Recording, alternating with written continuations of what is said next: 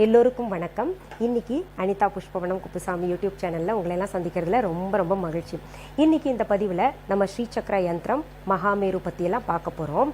நம்ம பார்வையாளர்கள் வியூவர்ஸ் பார்த்தீங்கன்னா ரொம்ப நாளாக ஸ்ரீசக்கரத்தை பற்றி சொல்லுங்கள், நம்ம வீட்டில் வச்சு வணங்கலாமா, அப்படி வணங்கணும்னா எப்படியெல்லாம் வணங்கணும், அந்த பூஜை செய்கிறது ரொம்ப கஷ்டமா அப்படின்னு எல்லாம் கேட்டுக்கிட்டு இருக்கீங்க. கமெண்ட்ஸ்ல நிறைய பேர் நிறைய செய்திகளை பத்தி சொல்லுங்க அப்படின்னு கேட்டுக்கிட்டு இருக்கீங்க. எனக்கு ஏற்கனவே நீங்க கேட்கக்கூடிய விளக்கங்கள் தெரிஞ்சிருந்தா கூட உடனே சொல்லக்கூடாது. காரணம், எனக்கு பொருந்தக்கூடியது அப்படின்றதுனால எனக்கு நல்லா இருக்கு நீங்களும் வையுங்க அப்படின்னு உடனே சொல்ல முடியாது. அது எல்லாருக்கும் பொருத்தமானதாக அதுல பாயிண்ட்ஸ் ஏதாவது இருக்கா அப்படின்னு பல ரிசர்ச் பண்ணிட்டு கிட்டத்தட்ட ஒரே செய்தியை பத்தி ஒரே தலைப்பை பத்தி 5000 6000 பக்கங்கள் படிச்ச பின்னாடி எல்லாத்துலயுமே பொத்தாம் பொதுவாக என்ன சொல்லப்பட்டு இருக்கிறதோ அதுதான் நான் சொல்ல முடியும். சரி, இப்போ இந்த ஸ்ரீசக்கர யந்திரம் ஸ்ரீசக்கர மகாமேரு இதை பத்தி பார்க்கலாம். ஜெகத்குரு ஆதிசங்கரர் தான் ஸ்ரீசக்கர வழிபாட்டை இந்த உலகத்திற்கு எடுத்து சொன்னார். அதாவது அம்பாளுடைய உக்கிரத்தை தணிப்பதற்காக இந்த பூலோகத்திலே அம்பாள் தங்கக்கூடிய இடம் அவளுடைய வீடாக இந்த ஸ்ரீசக்கரத்தை ஆதிசங்கரர் உருவாக்கினார். இதுல ஸ்ரீசக்கர யந்திரம் கோடுகளாக வரைந்து அதுல முக்கோணமா நிறைய வரைஞ்சிருப்பாங்க. அப்படி வரைந்த ஸ்ரீசக்கர யந்திரம் வீட்டுல நிறைய பேர் ஃப்ரேம் போட்டு மாட்டியிருப்பாங்க. அதுக்கும் பாத்தீங்கன்னா சாதாரணமாக பூஜை புனஸ்காரங்கள் செய்வாங்க. இதுல ஸ்ரீசக்கர மகாமேரு வழிபாடுன்றது பாத்தீங்கன்னா ரொம்ப விசேஷமானது. இந்த பூலோகத்திலே ஜெகன் மாதா பராசக்தியானவள் குடிகொள்கின்ற வீடு பாத்தீங்கன்னா ஸ்ரீசக்கர மகாமேரு. அம்பாள் மட்டும் கிடையாது, அதுல பாத்தீங்கன்னா சிவனும் பார்வதியும் பிந்து என்கின்ற பகுதியில மேல இருக்கும் இல்லையா, அந்த பகுதியில அர்த்தநாரீஸ்வரர் கோலத்துல தங்கி இருக்காங்க. அந்த ஸ்ரீசக்கர பிந்துவுல குடியிருக்கின்ற தாயாருக்கு பேர் பாத்தீங்கன்னா ஸ்ரீ ராஜராஜேஸ்வரி, ஸ்ரீ மகா திரிபுர சுந்தரின்னு சொல்லுவாங்க. அந்த தாயாருக்கு பணிவிடைகள் செய்வதற்கு அந்த ஸ்ரீசக்கர மகாமேருல கோடானு கோடி தேவர்கள் குடியிருக்காங்க. குல தெய்வங்கள், கிராமத்து தெய்வங்கள், நல்ல தேவதைகள், பைரவர் மற்றும் அனைத்து தேவதாக்களும் அந்த ஸ்ரீசக்கர மகாமேருவில் குடியிருக்காங்க. அதனால்தான் இந்த ஸ்ரீசக்கர மகாமேருவை ரொம்ப விசேஷமாக வழிபாடு செய்வாங்க. இன்னொரு சிறப்பான விஷயம் என்னன்னா, குலதெய்வம் யார் என்று தெரியாதவர்கள் இல்ல குலதெய்வம் சாபம் உள்ளவர்கள் எல்லாம் இந்த ஸ்ரீசக்கர வழிபாடு செஞ்சுக்கிட்டு வந்தாங்கன்னா ரொம்ப ரொம்ப சிறப்பு. ஏன்னா இந்த ஸ்ரீசக்கர மகாமேரு நம்ம வீட்டுல வச்சிருந்தோம்னா கட்டாயம் எல்லா தேவதைகளும் அங்க குடியிருக்கணும். அப்படி பார்க்கும்போது நம்ம குலதெய்வமுமே அங்க குடியிருப்பாங்க. அதனால நமக்கு குலதெய்வம் அனுகிரகம் கட்டாயம் கிடைக்கும். இந்த ஸ்ரீசக்கர யந்திரத்தையோ ஸ்ரீசக்கர மகாமேருவையோ எந்த கோவில்கள்ல பிரதிஷ்டை பண்ணிருக்காங்களோ அந்த கோவில்கள் பாத்தீங்கன்னா ரொம்ப பிரசித்தி பெற்றதாக இருக்கும். ஜெகத்குரு ஆதிசங்கரர் காஞ்சி காமாட்சி அம்மன் கோவில்ல, திருவெற்றியூர் கோயில்ல, திருவானைக்காவல் கோயில்ல இது போன்ற நிறைய கோயில்கள்ல உருவாக்கி இருக்கார். அங்க நீங்க பாத்திருப்பீங்க, அம்பாள் பாதத்துக்கு கீழே ஒரு கோபுரம் போல இருக்கும், அதுதான் ஸ்ரீசக்கர மகாமேரு. யந்திரங்கள் பாத்தீங்கன்னா அம்பாள் சிலைக்கு கீழே இருக்கும், ரெண்டுமே வடிச்சிருப்பாங்க. அதனால பாத்தீங்கன்னா நிறைய ஜனங்கள் அங்க ஆகர்ஷணம், தெய்வீக ஆகர்ஷண சக்தி அதிகமாக இருக்கும். நிறைய மக்கள் விரும்பி அந்த கோயிலுக்கு போவாங்க. ஸ்ரீசக்கர மகாமேரு யந்திரம் பத்தி ஆராய்ச்சி செய்த மேலை நாட்டு விஞ்ஞானிகளே நிறைய வியப்படையக்கூடிய செய்திகள் சொல்றாங்க. என்ன பண்ணிருக்காங்கன்னா, 2 தகடு எடுத்திருக்காங்க. அதுல ஸ்ரீசக்கர யந்திரம் 2 தகடுல வரைஞ்சிருக்காங்க. ஒண்ணுல ரொம்ப அழகா நேர்த்தியாக எத்தனை அளவு இருக்கணுமோ அத்தனை அளவுல வரைஞ்சிருக்காங்க. இன்னொன்னுல பாத்தீங்கன்னா அளவுகள் பார்க்காம வரைஞ்சிருக்காங்க ஸ்ரீசக்கர யந்திரத்தை. அந்த 2 யந்திரத்தையும் 2 வீடுகள்ல வச்சிருக்காங்க. என்ன நடக்குதுன்னு பாக்குறதுக்காக அந்த நேர்த்தியாக வரையப்பட்ட ஸ்ரீசக்கர யந்திரம் இருந்த வீட்டுல பாத்தீங்கன்னா ரொம்ப மகிழ்ச்சி இருந்தது, செல்வ செழிப்பு நல்லா இருந்தது, எல்லாமே சிறப்பாக இருந்தது. எல்லாருமே அந்த வீட்டுல மகிழ்ச்சியாக இருக்காங்க, செல்வ செழிப்பு சிறப்பாக இருந்தது, ஆரோக்கியத்துடன் இருந்தாங்க, நீண்ட ஆயுட்காலம் வாழ்ந்தாங்க. ஆனால் அளவில்லாமல் குத்துமதிப்பாக வரைந்த அந்த தகடு இருந்த வீட்டுல பாத்தீங்கன்னா நிறைய துக்க செய்திகளே நடந்துகிட்டு இருந்தது. தனவரவு ஏற்படல, துன்பத்துக்கு ஆளானாங்க, ஆரோக்கிய குறைபாடுகள் ஏற்பட்டது, மனசுல யாருக்குமே மகிழ்ச்சி இல்லை. அதை பார்த்த விஞ்ஞானிகள் ரொம்பவே அதிசயப்பட்டு அவர்கள் ஆராய்ச்சி கட்டுரையிலேயே ஸ்ரீசக்கர யந்திரத்தின் வலிமை மகிமை பத்தி எழுதியிருக்காங்க. அதே போல இன்னொரு ராணுவ வீரர் அமெரிக்காவின் ஒரேகன் என்ற பகுதியில குட்டி விமானத்துல பயணம் செஞ்சுக்கிட்டு இருந்தாராம். அப்போ கீழே பார்த்திருக்காரு, கிட்டத்தட்ட 13 மைல்கள் ஒரு சதுர வடிவுல கோபுரம் போல இருந்திருக்கு. அந்த மணல் பகுதியில நிறைய கோடுகள் போல நிறைய வரிகள் போல பார்த்திருக்காரு. அதாவது ஸ்ரீசக்கர மகா யந்திரம் மகாமேரு போல அவருக்கு தெரிஞ்சிருக்கு.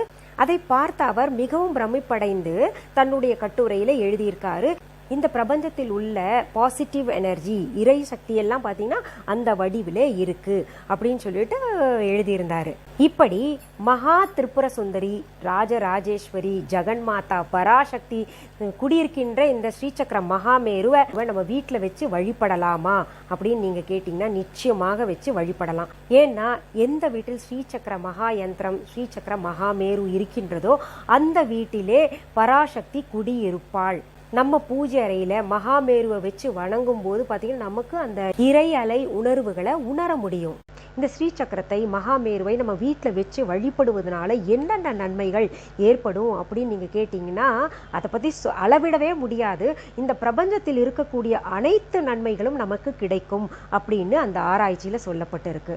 இந்த பிரபஞ்சத்தில் இருக்கக்கூடிய நல்ல மின்காந்த அலைகள், நல்ல அதிர்வுகள், அதாவது பாசிட்டிவ் எனர்ஜி எல்லாம் இந்த ஸ்ரீசக்கரத்தை நம்ம வீட்டில் வச்சுட்டு வணங்குவதால கிடைக்கும். இந்த மகாமேருவை வைக்கிறதுனால நம் கண்ணெதிரேயே அம்பாள் குடியிருப்பதாக நினைத்து அந்த தாயாரிடம் நம்ம என்ன கேட்டாலும் கட்டாயம் கிடைக்கும். இந்த ஸ்ரீசக்கர மகாமேரு கூட பிராஸ், காப்பர், ஸ்பட்டிகம் இந்த மூன்றுல தான் இருக்கணும்.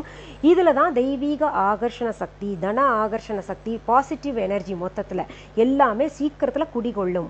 இதுல ஸ்பட்டிகத்திலையும் பிராஸ்லையும் செய்யப்பட்ட ஸ்ரீசக்கர மகாமேரு நம்ம viha.online இருக்கு.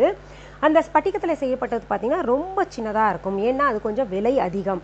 எங்கள் கிட்ட பார்த்தீங்கன்னா ஒரிஜினல் ஸ்பட்டிகத்தில் செய்யப்பட்ட ஸ்ரீசக்கரமும் இருக்குது, சிந்தட்டிக்கில் செய்யப்பட்ட ஸ்ரீசக்கரமும் இருக்குது. இதுக்கும் அதுக்கும் என்ன வித்தியாசம்னு கேட்டிங்கன்னா, இந்த சிந்தட்டிக் ஸ்பட்டிக மகாமேரு கொஞ்சம் பெருசாக இருக்கும். அந்த அளவில் ஒரிஜினல் ஸ்பட்டிக மகாமேரு செய்யணும்னா ரொம்ப விலை அதிகமாக இருக்கும்.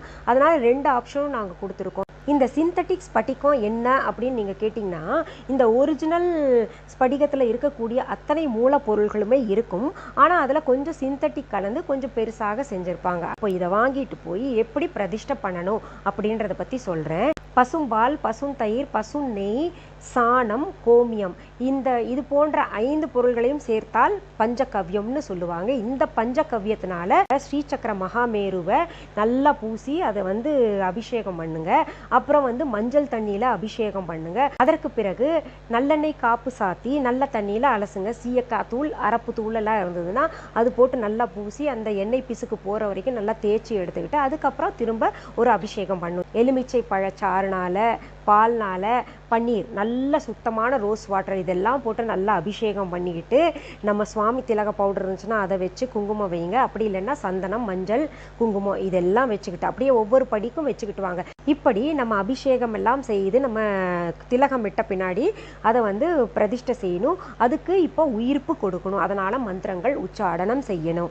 இப்படி உயிர்ப்பு கொடுக்கறதுக்கு பேர் தான் பிராண பிரதிஷ்டைன்னு சொல்லுவாங்க. அது சொல்லும் பொழுது பார்த்தீங்கன்னா பூ எடுத்து நம்ம அர்ச்சனை செய்யலாம், இல்லாட்டி குங்குமத்தால அர்ச்சனை செய்யலாம். அப்படி செய்த குங்கும அர்ச்சனையை பார்த்தீங்கன்னா நம்ம எடுத்து தினமுமே நம்ம நெற்றிலையும் இந்த சீமந்த பிரதேசத்திலையும் வச்சுக்கிட்டு வரலாம். முதன்முறையாக பிரதிஷ்டை பண்ணும் பொழுது லலிதா சஹஸ்ரநாம மந்திரத்தை சொல்லலாம்.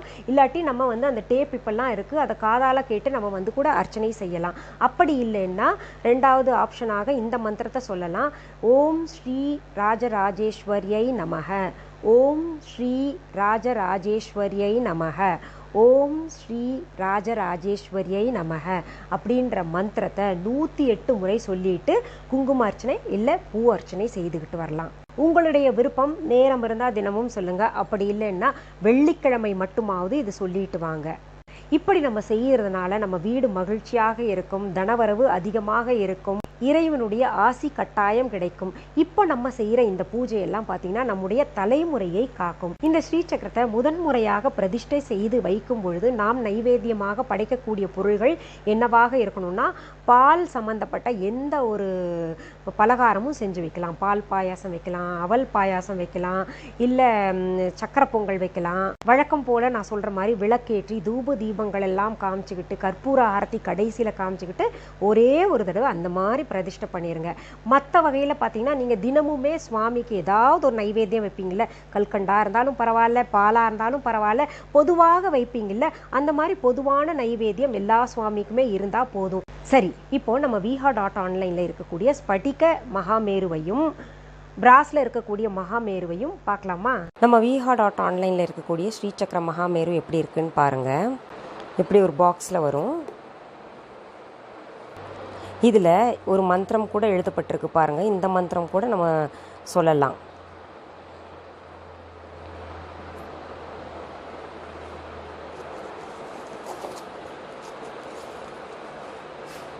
அதில் சிகப்பு நிறத்தில் ஒரு துணி கொடுக்கப்பட்டிருக்கு.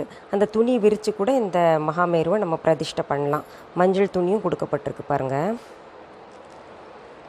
நம்ம viha.online 2 அளவு இருக்குது. ஒன்று 3x3 அளவில் இருக்குது, இன்னொன்று 4x4. அடுத்தது இது சிந்தட்டிக் ஸ்பட்டிக மகாமேரு. இதில் ஸ்படிகம் அதிகபட்சமாக இருந்தால் கூட கொஞ்சம் சிந்தட்டிக் கலந்துருக்கு.